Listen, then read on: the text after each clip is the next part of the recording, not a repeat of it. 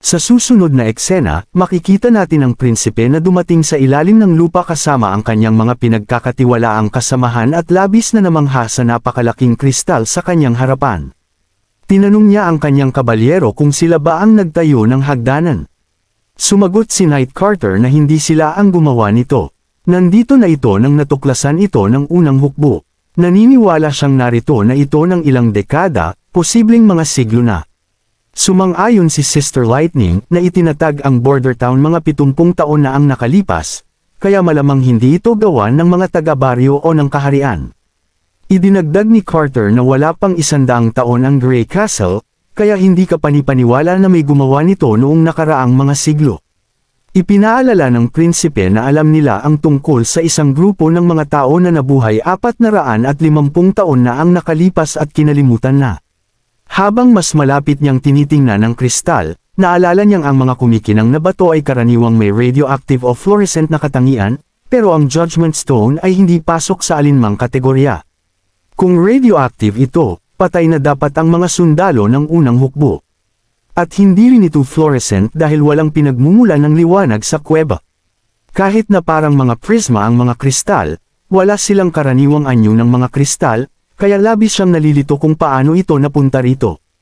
Nagulat si Knight Carter na nagsabing ang isang Judgment Stone na kasinlaki ng hinlalaki ay napakahalaga, pero ang isang ganito kalaki ay maaaring magpabagsak sa 4 na kaharian.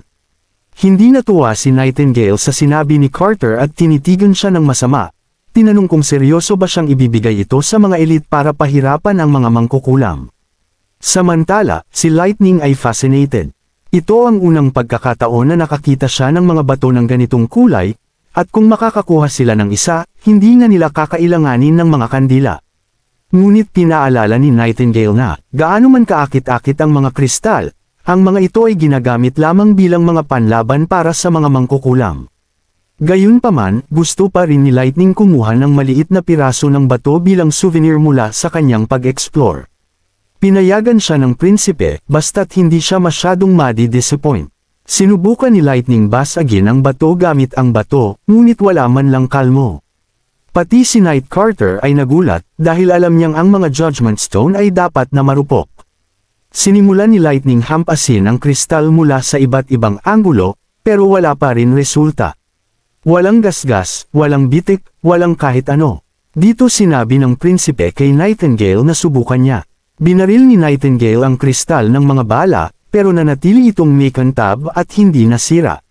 Na-curious ang prinsipe kung bakit hindi man lang mabasag ng revolver ang kristal. Naisip ni Carter kung paano nagawa ng simbahan na hatiin ito para ibenta, kung ganito ito katibay. Sinabi ni Nightingale na ang mga batong ito ay dapat gumuho ng kaunting hampas lang. Dagdag pa ni Anna na isa sa mga mapa ay tumutukoy sa lokasyong ito, hindi sa Northern Mines. Nagulat ang prinsipe sa balitang ito, na pagtanto niyang ang kuweba ay naglalaman ng malaking halaga ng mga batong ito, na bahagi ng kayamanan. Pagbalik nila sa opisina, sinuri ng prinsipe ang lahat kasama si Lady Scroll. Sinabi niyang tumutugma ito sa kanyang naalala, at ang pinakatimog na punto ay naaayon sa Northern Mines. Dagdag ni Lady Scroll na kung tama si Anna, hindi lang siya ang makakahanap ng kayamanan. Maaaring iniwan ng simbahan ang mapa habang naghahanap sila ng mga bagong mina ng bato. Naguguluhan siya kung bakit nila iniwan ang lahat matapos hukayin at itayo ang mga hagdan. Ipinahayag ng prinsipe na, sa mataas na halaga ng mga batong pang-Diyos. Mukhang hindi ito lugar na basta-basta lang nila iiwan. Dahil hindi sila makakapunta sa lungsod ng Tequila sa ngayon, iniisip niya kung ang mga sagot ay matatagpuan lamang kapag binisita nila ang mga tore ng bato. Hindi ako sigurado kung ano ang nangyayari, pero sana'y mas makonekta natin ang mga punto sa pag-usad ng kwento. Pagsapit ng gabi sa border town, nag-uusap ang mga kaibigan ng bagong mangkukulam sa kanilang pag-aaral. Tinanong ni Evelyn si Sister Candle kung binigyan ba siya ng prinsipe ng anumang gawain. Tumango si Candle at ipinaliwanag na binigyan nga siya ng gawain. Sinabi niyang inatasan siya ng prinsipe na gamitin ang kanyang kapangyarihan sa ilang mga metal na bagay para manatiling matigas ang mga ito sa temperatura ng silid, pero hindi siya sigurado kung ano ang plano ng prinsipe. Tinanong naman ni Candle kung ano ang gawain ni Evelyn mula sa prinsipe. Ibinunyag ni Evelyn na wala pang ibinigay na partikular na gawain ng prinsipe sa kanya. Malaya siyang matutunan ng anumang nais niya. Minsan pinapasubok siya ng mga bagong alak, at binibigyan ng suhestyon gaya ng pagdaragdag ng tubig o katas ng prutas. Ngunit tila mas interesado ang prinsipe sa paggawa ng pinakamatapang na alak. Dito sinabi ng batang babae na siguradong may dahilan ng prinsipe sa kanyang hiling. Pero bago pa niya maipaliwanag, pumasok na si Lady Scroll, ang kanilang guro. Ibinigay ni Lady Scroll ang balitang hindi sila mag-aaral ng bagong aralin sa araw na iyon. Napasigla si Lightning at nagtanong kung sila ba'y lalabas o matitikman ng bagong pagkain. Ngumiti lamang si Lady Scroll at sinira ang kanilang pag-asa sa pamamagitan ng anunsyong magkakaroon sila ng pagsusulit sa lahat ng kanilang natutunan. Lahat ay naguluhan sa narinig at nagtaka kung ano ang tungkol sa pagsusulit na ito. Ipinahayag ni Lady Scroll na, matapos ang 3 buwang pag-aaral, iniisip ng prinsipe na oras na para suriin ang kanilang progreso. Sasagutin nila ang mga tanong mula sa 3 asignatura wika, matematika, at likas na agham. Dagdag pa niya na kailangan nilang sagutin ang mga tanong ng mag-isa at hindi maaaring humingi ng tulong sa pagsusulit. Nalungkot ang lahat sa nakagugulat na balita, pero hindi pa tapos si Lady Scroll. Ipinahayag niya na inutos ng prinsipe na tanging ang mga makakasagot ng higit sa kalahati ng mga tanong ng tama ang makakatikim ng sorbetes sa mga hapon ng weekend. At ang mga hindi makakapasa, ay mawawalan ng pribilehiyo sa tsaa. Nabulabog si Nightingale sa huling linyang iyon. Bilang tagahanga ng afternoon tea, tiyak niyang nasa peligro siya. Dagdag ni Lady Scroll na ang mga mangkukulam mula sa Slumber Island ay exempted sa pagsusulit na ito, at maaaring manatili at tapusin o magpahinga na. Anuman ang kanilang marka, hindi sila mawawalan ng pribilehiyo. Nakahinga ng maluwag ang mga bagong mangkukulam, realizing na hindi sila lubusang screwed. Tinanong ni Candle si Evelyn kung mananatili ba siya para sa pagsusulit. Tumango si Evelyn at ipinaliwanag na ang pagsusulit ay magandang pagkakataon para matuto. Nais niyang umunlad ang kanyang mga kakayahan sa pamamagitan ng pagkuha ng mas maraming kaalaman, at nagsasanay siya ng pagsusulat pagkatapos ng klase kasama sina Lily at Moon. Naisip niyang sulit ang pagsisikap para hindi maiwanan. Sa narinig, nagpa siya ang maliit na mangkukulam na sumama na rin para sa pagsusulit. Pagkatapos ng ilang sandali, isinagawa ang pagsusulit, at ipinadala ang mga sagot ng lahat ng mga mangkukulam sa prinsipe. Nagpasalamat ang prinsipe kay Lady Scroll sa kanyang tulong, at habang nire-review niya ang mga sagot, natuwa siyang malaman na pumasa si Nightingale.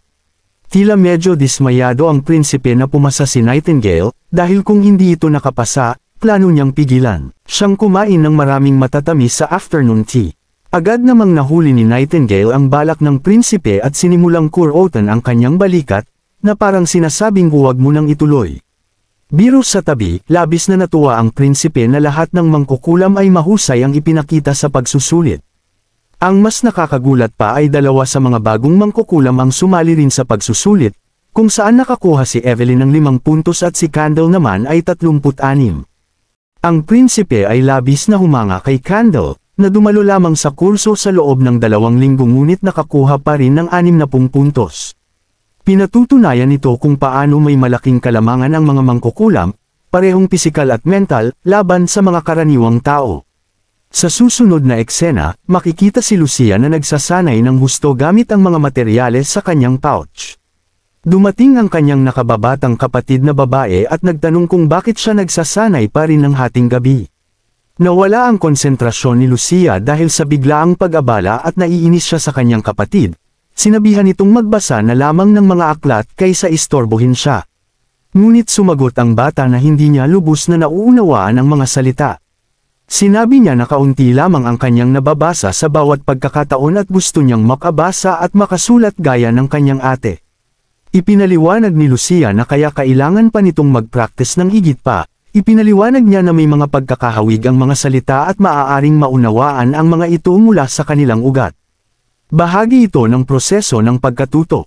Mabigat man ang loob, kinuha ng bata ang isang aklat at bumalik sa pagbabasa. Bigla namang dumating si Nightingale at napansin ang tampuhan ng magkapatid.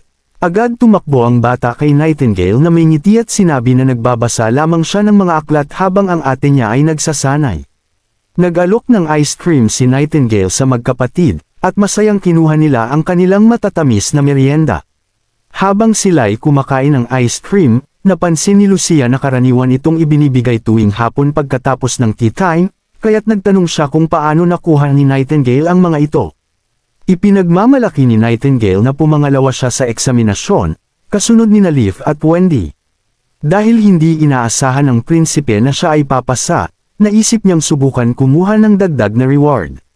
Tinanong ni Lucia kung ilang puntos ang nakuha niya, at ibinunyag ni Nightingale na nakakuha siya ng 68 puntos. Nalungkot si Lucia ng kaunti, dahil sa kabuoang 120 puntos, konti lamang ang kanyang nakuha. Habang bumababa ang kanyang pakiramdam, nagsimulang tumulo ang tunaw na ice cream sa kanyang kamay. Agad na hinawakan ni Nightingale ang kamay ni Lucia at dinilaan ang tamis, sinabihan siya na maayos ang kanyang nagawa. Ipinaliwanag niya na si Lucia ay hindi pa matagal na nag-aaral kasama nila, kaya't natural lamang na magkamali sa ilang tanong sa matematika at agham. Nagpatuloy ang Berwan sa mga babae, at biglang tinanong ng bata si Nightingale kung gusto niya ang prinsipe. Nagpanik si Lucia at sinaway ang kapatid na huwag magtanong ng diretsahang mga tanong. Namula si Nightingale ngunit inamin na, oo, gusto niya ang prinsipe. Lumipat ang eksena sa opisina ni Roland, kung saan ipinakita ni Lucia ang mga sample ng mineral na kanyang nakolekta mula sa hilagang mina. Nagpasalamat ang prinsipe sa kanyang tulong, at sinabi ni Lucia na sulit ang lahat kung siya'y kahit paano'y makakatulong. Habang sinusuri ng prinsipe ang mga mineral, bumalik sa isip ni Lucia ang pag-amin ni Nightingale. Inamin niya sa sarili na hindi niya ganap na nauunawaan ang mga bagay tungkol sa pag-ibig, ngunit tila imposible sa kanya ang ideya ng isang mangkukulam na may interes sa prinsipe. Sa kanyang palagay, mas mabuting itago na lamang ng mga mangkukulam ang kanilang mga nararamdaman. Natapos ng prinsipe ang pagsusuri at sinabi kay Lucia na ipapatinggan niya ito kay Cixi. Iminungkahi niya kay Lucia na magpatuloy sa pagsasanay ng kanyang kakayahan sa mga mina at magtanong kay Ana kung may kailangan ito ng tulong. Nalito si Lucia na kahit ang prinsipe ay hindi makilala ang mga mineral. Ngunit biglang tinawag ng prinsipe ang kanyang pangalan, at siya'y bumalik sa katinuan.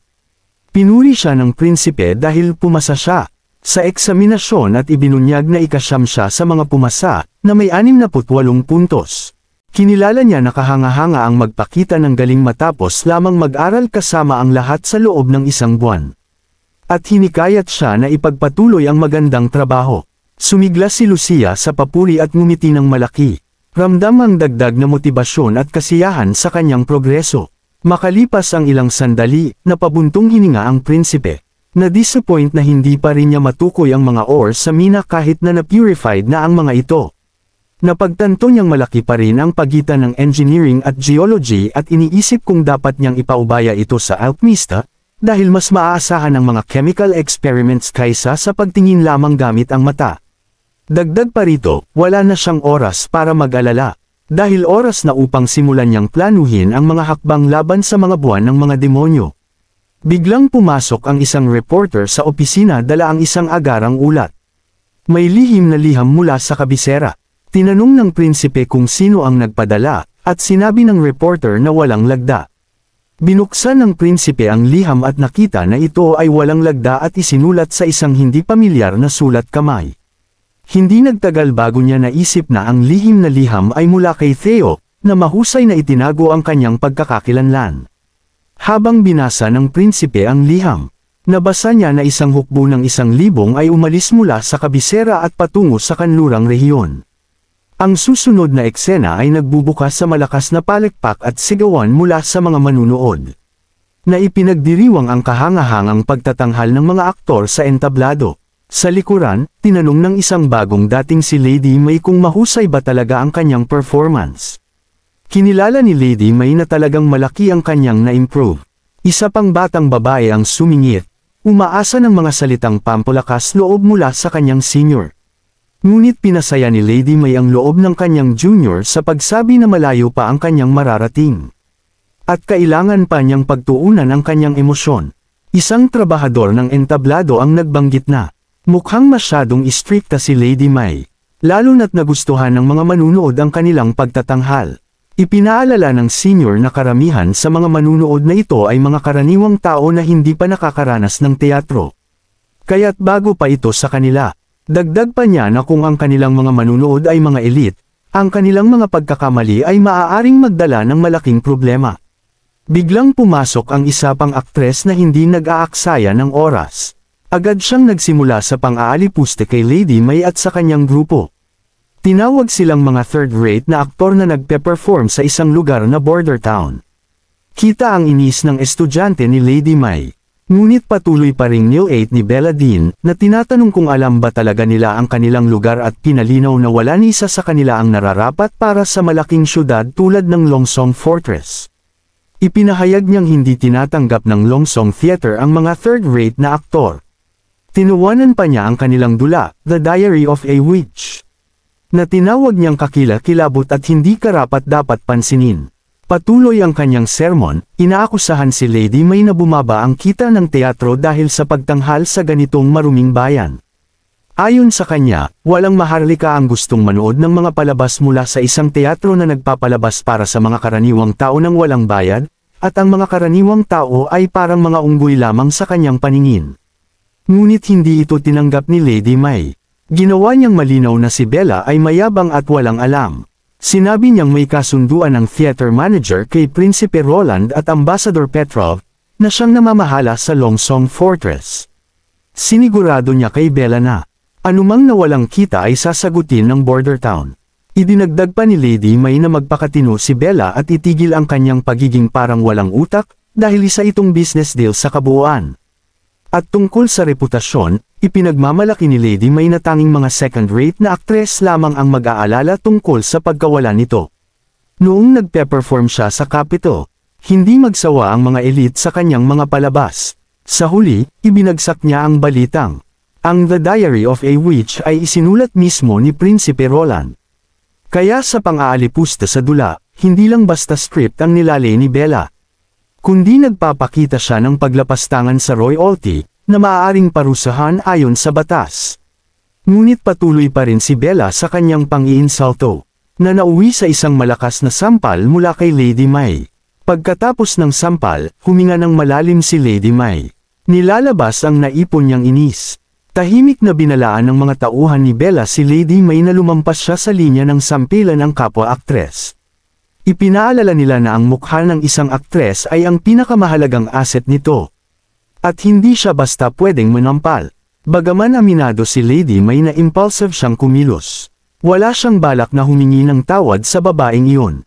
Naalala rin niya ang oras na kasama niya si Carter, na nagsasabing ang mga lalaki, gaano man ka-muscular, ay may kahinaan sa kanilang mga mata at lalamunan. Kung magkataong humarap siya sa mga tauhan ni Bella, tiwala siyang kaya niyang pabagsakin sila sa isang sipa. Hindi siya natatakot at humarap siya sa kanila. Ngunit biglang dumating si Carter. Ipinahayag niyang naroon siya upang arestuhin ang sinumang ng insulto kay Prince Roland o nagsabuatan laban sa kanyang teatro. Sila Bella at ang kanyang dalawang tauhan ay nabigla sa pagdating ng kabalyero ng prinsipe. At sigurado si Bella na hindi sila makakaligtas dahil siya ang nagsimula ng lahat. Pagkatapos ng gabing iyon, nagkaroon ng masayang pag-uusap sina Knight Carter at Lady May. Masaya sa kanilang pag-uusap at oras na magkasama, ngunit hindi tayo interesado sa kanilang romansa. Kaya't dumiretso tayo sa 2 araw pagkatapos. Sa loob ng kastilyo ng border town, nagtipon ng mga kinatawan mula sa 5 pamilya ng kanlurang rehiyon. Ibinunyag ni Prinsipe Roland na nakatanggap siya ng mapagkakatiwalaang balita, na si Timothy ay nagpadala ng mga sundalo papunta sa Longsong Fortress. Hindi malinaw ang kanilang bilang, ngunit tiyak na papunta sila sa border town. Ipinaliwanag niya na ang karaniwang taktika ni Timothy ay ang pagkidnap sa mga karaniwang tao upang dagdagan ang kanyang puwersa. At pinapainom sila ng droga ng simbahan. Ang drogang ito, na tinatawag na Evil Crimson Pill, ay nagbibigay ng lakas sa mga karaniwang tao, na mas malaki pa sa lakas ng mga kabalyero. Ngunit ang mga side effects nito ay nakamamatay at hindi maibabalik. Plano ni Timothy na pahinain ang kapangyarihan ng kanlurang rehiyon sa pamamagitan ng pagpapalit sa mga taong walang silbi sa kanya ng mga baliw sa droga. Kaya't lahat ng narito ay nasa panganib. Bilang pinuno ng kanlurang rehiyon, Iniutos ni Prinsipe Roland sa lahat ng kinatawan na immobilize ang kanilang mga tauhan sa loob ng fortress. Sa ganitong paraan, hindi mapapalakas ni Timothy ang kanyang puwersa. Isa sa mga miyembro ay nagpahayag ng alalahanin, itinuturo na wala silang sapat na pagkain at supply para gawin ito. Ngunit sinabi ni Prinsipe Roland na kailangan nilang dalhin ang lahat ng kanilang makakaya, at mayroon silang 3 araw para gawin ito. Kailangang dalhin ang bawat karaniwang tao sa lungsod, at kapag natalo na ang mga sundalo ni Timothy, maaari na silang bumalik sa kanilang tahanan. Lahat ng kinatawan ay lumuhad bilang paggalang, at nang umalis na sila, bumaling si Prinsipe Roland sa kapitan ng kanyang hukbo, si Iron Axe, at ipinaliwanag na ang hukbong ito ay iba sa huli nilang hinarap. Ang mga sundalo ni Timothy ay kasalukuyang naglalayag pababa ng ilog Redwater, nagbabalak na pumasok sa Willow Town. Ipinapaliwanag niyang mahirap ang rutang ito dahil kapag nadaanan nila ang sangang ilog, magkakaroon sila ng opsyon na salakayin ang mga kuta sa timog at silangang mga tarangkahan, o magpatuloy sa kanluran upang kabkuban ang border town. Upang maiwasang magkalat ng kanilang mga sundalo, binigyang diin ni Prinsipe Roland na kailangang ituon ang pinakamahuhusay nilang sundalo sa pag-ambush sa kaaway sa sangang ilog ng Redwater, dahil ito ang pinakamabisang estratehikong punto para sa matagumpay na depensa. Dagdag pa niya, sina Lightning at Maggie ang magmamasid sa galaw ng kaaway, kaya't hindi na kailangang magtalaga ng karagdagang sundalo para sa depensa. Sa halip, kailangan lamang nilang maghanda ng ambush para sa isang mapagpasyang atake. Sinabi rin niya na kailangan ng Longsong Fortress ng 100 sundalo upang bantayan ang mga aristokrata, kaya't ayaw niyang magkaroon ng mga sorpresa habang nakatuon ang lahat sa ilog Redwater. Si Iron Axe ang mamamahala sa artillery at sasakay sa barko sa Little Town upang salubungin siya sa sangang ilog, at siya mismo ang unang darating doon. Mabilis siyang pupunta roon sa sandaling matapos na siya sa kuta. Nag-aalala si Nightingale at tinanong kung talagang balak ng prinsipe na sumama. Tumango ang prinsipe at sinabi na walang ibang marunong humawak ng kakayahan ng mga mangkukulam gaya niya, kaya't mahalagang naroon siya. Pagkatapos maglayag ng kanilang bangka, nakita natin ang lahat ng bagong mangkukulam, kasama ang 2 pamilyar na babae, na sakay. Pinamumunuan ng masigasig na prinsipe ang operasyong ito, at ipinaliwanag niyang bagamat hindi siya bihasa sa pamumuno ng malalaking hukbo o pagpaplano ng malawakang pagsalakay, nais niyang gawin ang digmaan, na kanyang espesyalidad. Ang mga kampo ay itinayo malapit sa ilog, at nang magsisimula na sanang magbigay ng kaalaman ng prinsipe tungkol sa mga tangke, sumingit si Nightingale. Sinabing naiintindihan niya ang mga trinchera at tore, ngunit wala siyang ideya kung ano ang tangke. Ipinaliwanag ng prinsipe na ang mga tangke ay parang mga karwahe na may nakatakdang mga kanyan, at nagsketsa pa siya sa buhangin upang makita ng lahat. Ngunit inamin niya na kulang sila sa mga kabayo, at kailangang dalhin din ang mga kanyan sa mga barko. Kaya't inamin ng prinsipe na ang mayroon sila ay hindi tunay na tangke. Iminungkahi niyang kung kulang sila sa mga kabayo, maaaring subukang paamuin ni Honey ang mga tigre o cougar upang hilahin ang mga kanyan. Tinanong ni Anna kung ang mga kanyan na hinihila ng mga tigre ay maituturing pa rin na tangke. Nakangiting sumagot ang prinsipe ng oo, at iminungkahi pang maaari nilang tawagin itong mga tiger tanks o leopard tanks. Biglang nagsalita si Lotus at tinanong kung ano ang magiging papel niya sa laban kontra sa Peking Haring Timothy. Ipinaliwanag ng prinsipe na kailangan nilang magtayo ng 2 perimeter sa magkabilang gilid ng ilog. Gumuhit siya ng linya sa buhangin upang ipakita ang ruta ng kaaway, at itinuro kung saan ilalagay ang kanilang mga tropa sa magkabilang pampang ng ilog. Ang plano ay isang biglaang pagsalakay mula sa 2 panig, at upang maitago ang lahat, kailangan nilang magtayo ng mga istrukturang lupa na hugisgi sa gilid ng ilog. Ang mga istrukturang ito ay dapat mahaba at may matitibay na pader, at bawat isa ay magkakaroon ng 8 silid na may maliit na bintana na nakaharap sa ilog. Mukhang naguguluhan pa rin si Lotus at sinabing bagamat maaari nilang maitago ang kanilang mga sundalo sa mga bahay lupang iyon, hindi nila magagawang salakayin ang mga barko ng kaaway. Kung hindi titigil o dumaong ang mga barko, maaari lang silang maglayag ng tuloy-tuloy. Siniguro ng prinsipe sa kanya na hindi siya dapat mag-alala tungkol dito. Ipinapaliwanag niya na mayroon silang iba't ibang mga sandatang pangmalayuan upang salakayin ang mga barko. Pagkatapos, sinabi niyang gagamitin ni Leaf ang ligaw na damo at mga baging upang ipatago ang kanilang lugar. Halos marinig na ng prinsipe ang musika ng tagumpay sa kanyang isipan. Kaunting panahon na lamang bago madala ni Wendy ang lahat ng 16 na kanyan papunta sa mga bahay lupang itatayo nila. Sa ganitong firepower, gaano man karami ang mga barko ni Timothy, magkakaroon sila ng malaking kalamangan laban sa kanyang atake. Walang tsansa ang kaaway. Kinabukasan, isang kabalyero ang sumigaw ng mga utos para sa lahat ng mga sundalo na maghanda para sa laban. Narinig ang utos, mabilis na nagsipagtakbuhan ang mga sundalo papunta sa mga bunkers, na lubos na natago sa ilalim ng makapal na layer ng damo, salamat sa gawa ni Lady Leaf. Sa loob ng mga bunkers, nagsimula ng ihanda ng mga sundalo ang kanilang mga kanyan, at hindi nila mapigil ang purihin ang mga mangkukulam. Humahanga sila kung paano nakapagtayo ang mga mangkukulam ng malalaking istruktura sa magdamag at agad na nagtawag ng damo at mga baging. Nakarinig din sila ng mga balita tungkol sa isang mangkukulam na kayang maging isang higanteng kalapati. Hindi makapaniwala ang mga sundalo kung paano ang mga pambihirang kakayahan ng mga ito ay higit pa sa kayang gawin ng mga karaniwang tao. Habang nag-uusap at nagkakatuwaan ang mga sundalo, may nagulat na papalapit na ang mga kaaway. Mabilis na nagsipaghanda ang mga sundalo para i-load ang mga kanyan, handang umatake sa signal ni Lightning. Tiyak na papalapit na ang mga barko, at kinumpirma ni Sylvie na halos nasa puntong ambush na sila.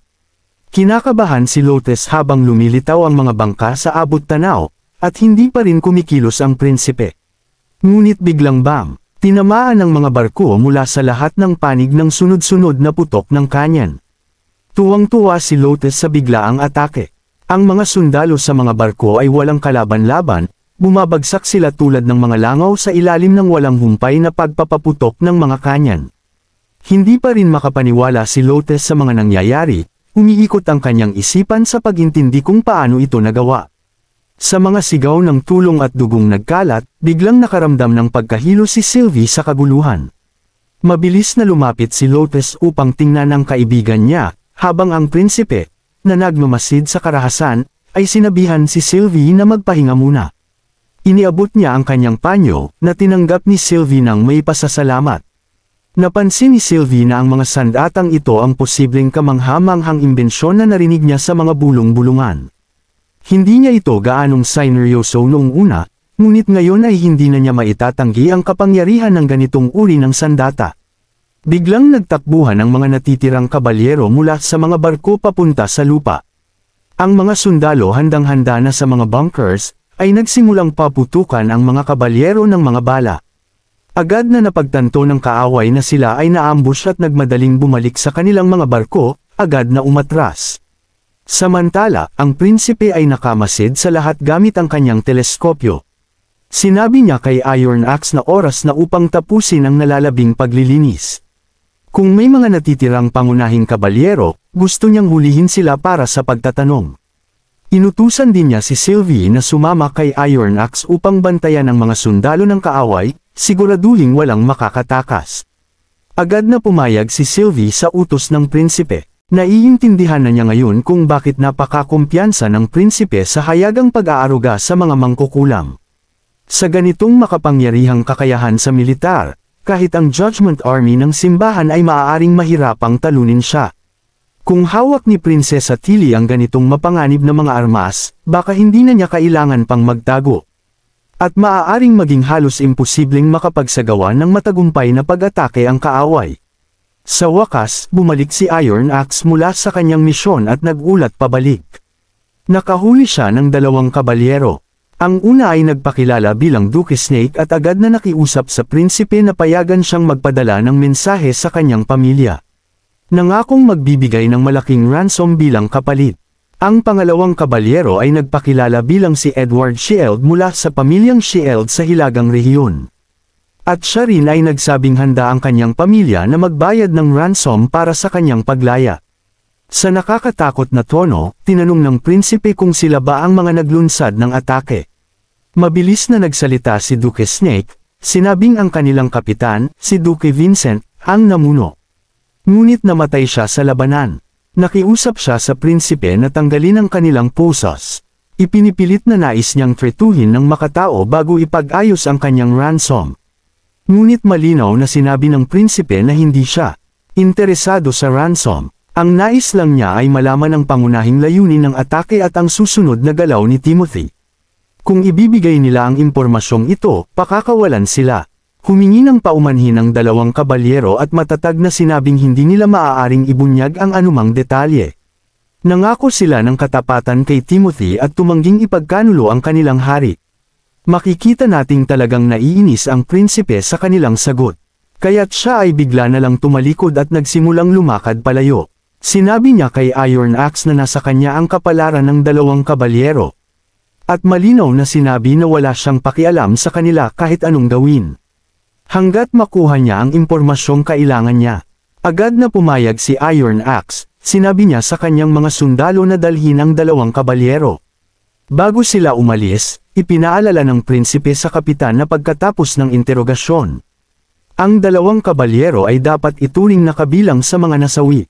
Pagkatapos ng lahat, sila ang responsable sa kanilang sarili sa pamamagitan ng paglusob sa kanlurang rehiyon at pagdawat sa mga sibilyan sa kanilang kaguluhan.